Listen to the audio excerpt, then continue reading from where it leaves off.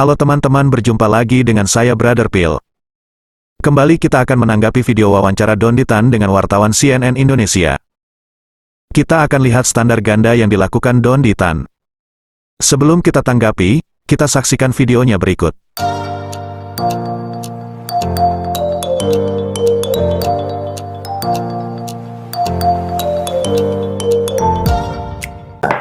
Kenapa kita juga melakukan hal seperti ini pada zaman sekarang?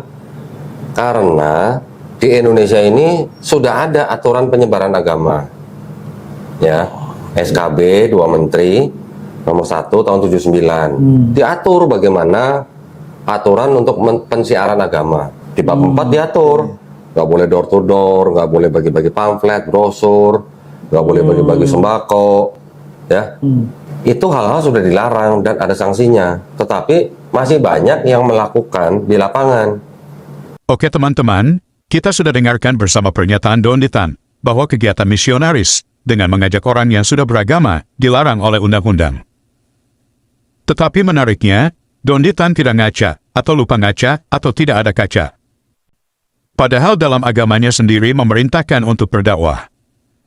Apakah dakwahnya terbatas pada yang tidak beragama? Tentu saja tidak. Yang harus didakwai adalah semua orang. Seperti yang dikatakan sendiri oleh Dondy Tan berikut. Terus kita cuman begini-gini aja, jangan dong. Kita dakwah yuk, gitu. Kita kasih tahu manusia-manusia yang belum muslim. Nggak usah jauh-jauh. Keluarga kita, keluarga inti, teman-teman kita, saudara kita, baru orang umum. Kenapa kita harus berdakwah kepada mereka?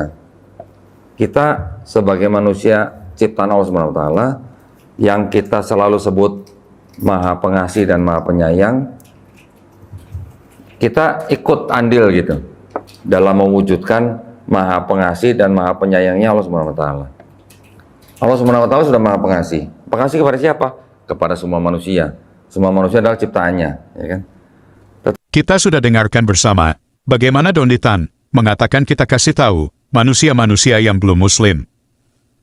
Siapa manusia-manusia yang belum muslim? Tentu saja orang-orang agama lain dan orang yang tidak beragama. Tujuannya agar menjadi rahmatan lil alamin. Jika Dondy Tan menjalankan perintah agamanya, dia juga akan sama seperti para misionaris Kristen. Pertanyaan kita adalah, lalu apa bedanya? Apakah hukum negara kita tidak berlaku bagi Dondy Tan? Dan hanya berlaku bagi Kristen? Tentu saja hukum itu berlaku kepada semua warga negara Indonesia. Kita nonton nggak video, ada ya misionaris bule teriak-teriak di lapangan parkir PGC Mall. Atau pernah di Tanah Abang. Di lapangan parkir, panas-panas apa, siang bolong gitu, teriak-teriak, mengajak orang bertobat untuk masuk agama dia. Oh, pelanggaran itu jelas. Itu udah pelanggaran di tempat umum itu ya. Ada yang menerjemahkan. Nanti ada lagi di kota lain begitu. Itu baru salah satu bentuk. Nanti ada lagi yang ketok-ketok pintu, door to door. Ya, selamat siang, selamat sore, selamat malam. Kami ingin memberikan atau menawarkan kabar baik, berita keselamatan, brosur, ngajak ngobrol. Ujung-ujungnya mengajak mereka untuk masuk agama mereka. Itu nggak boleh. Itu nggak boleh. Tadi Dondy katakan bahwa mengajak orang yang sudah beragama melanggar hukum. Lalu target dakwah Islam kemana? Apakah bukan ke orang di luar Islam? Mari kita tanya Dondy Tan sendiri aja. Siapa saja yang diajak masuk Islam? Setelah ini kan sudah menjadi muslim. Iya. Kita dakwah sama-sama. Insya Allah. Kita ajak Itu PR kita buat ajak saya. ya siapa saja yang mendengar dakwah kita, baik itu yang muslim maupun yang non muslim, untuk kembali ke Islam. Itu aja sebenarnya sih. Siap. Antum dakwahi orang-orang di kampung sana yang tidak sekolah pakai ilmu. Tadi nggak masuk akal dia itu, ditolak sama dia. Kenapa? Nggak sekolah dia. Tapi kalau datang bawa sembako, diterima sama dia. Nggak boleh bagi-bagi sembako, ya. Itu hal-hal sudah dilarang dan ada sanksinya. Tapi kalau datang bawa sembako, diterima sama dia. Nah, saya dakwah dokter ke NTT, rame-rame orang tua di sana menyerahkan ke saya anaknya untuk diislamkan. Ayah ibunya Katolik, anaknya disuruh masuk Islam. Kenapa? Karena metode dakwah saya mengikuti Quran tadi. Oh, dulu waktu di Kristen begitu juga caranya. Cuma saya pindahkan ke Islam. Bagus itu. Teriak-teriak, mengajak orang bertobat untuk masuk agama dia. Oh, pelanggaran itu jelas. Itu udah pelanggaran di tempat umum itu ya. Ada yang menerjemahkan.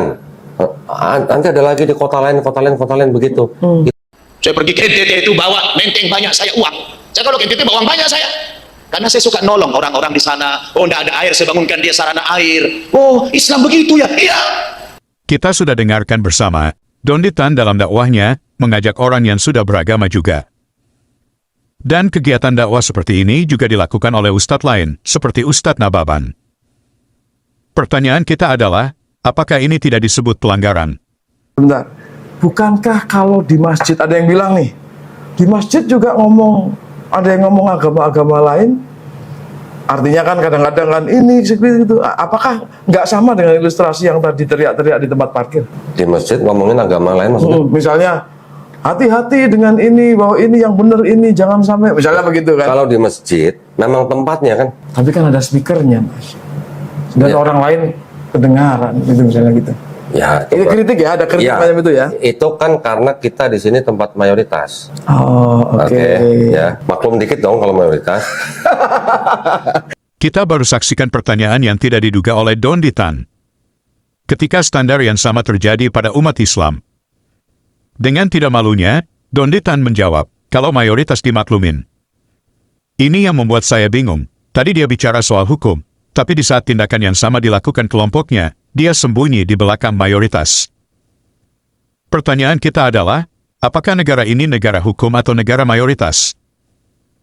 Apakah maksudnya, mayoritas boleh berdakwah dengan sembako ke agama lain, tapi kalau agama lain tidak boleh, alasannya karena mereka minoritas. Katanya, sesuai undang-undang, kita tidak boleh mengajak orang yang sudah beragama. Tapi, kalau gunakan standar yang sama, pendakwa Muslim juga mengajak orang yang sudah beragama. Apakah itu bukan pelanggaran?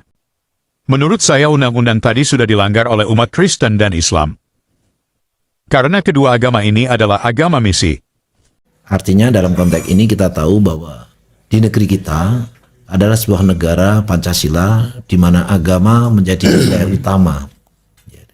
Agama menjadi nilai utama.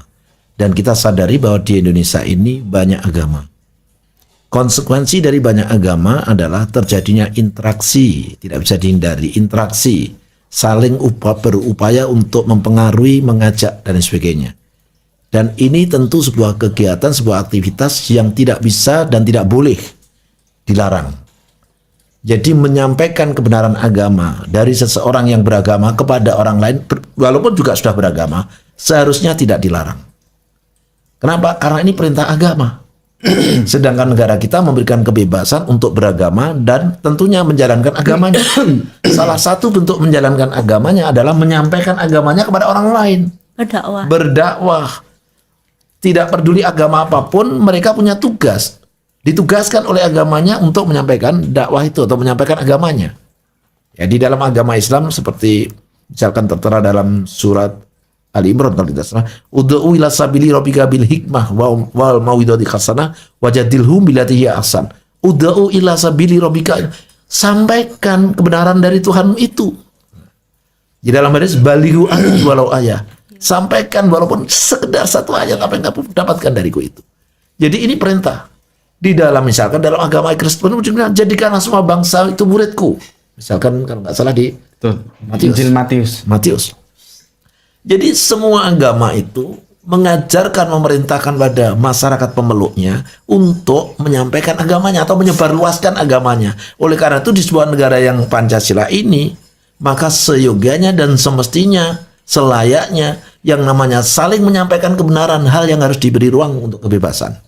Karena jika tidak, berarti tidak bisa menjalankan perintah agamanya dong. Nah, berangkat dari sini maka,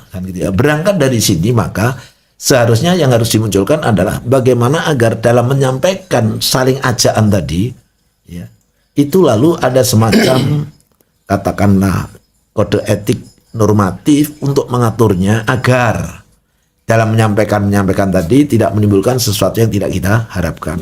Tetapi jangan sampai melarang menyampaikannya. Nah, Oke teman-teman, demikian tanggapan kita terhadap pernyataan Don Ditan. Terima kasih untuk dukungannya. Tuhan Yesus memberkati.